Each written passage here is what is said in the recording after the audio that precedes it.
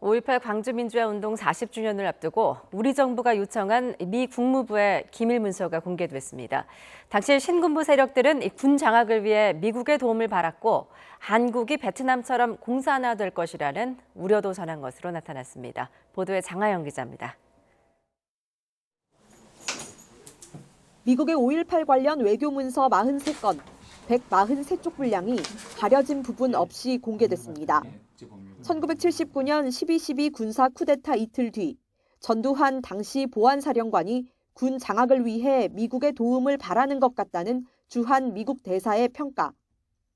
1980년 5월 18일 당일 전두환이 중앙정보부장 서리를 겸직하는 걸 국민이 걱정하고 있다는 이희성 당시 계엄사령관의 평가가 삭제되지 않고 실렸습니다.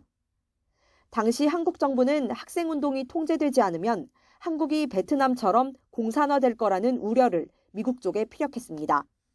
사실 당시에 미국이 한국 상황을 판단했을 때는 북괴의 남침이랄지 북괴가 모종의 계획을 가지고 남한 사회를 전복시키려고 이 혼란한 틈을 타서 전복시키려고 했다라고 하는 그런 정보가 전혀 없습니다.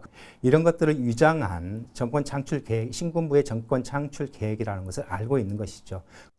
1990년대 중반에 이미 공개된 문서지만 그때와는 달리 주요 내용뿐만 아니라 정보 제공자의 이름과 직책, 의견까지 모두 공개됐습니다.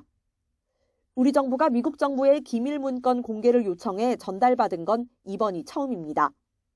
하지만 5.18 진상규명의 핵심인 발포 명령의 책임자에 대한 부분은 이번 자료에 포함되지 않았습니다.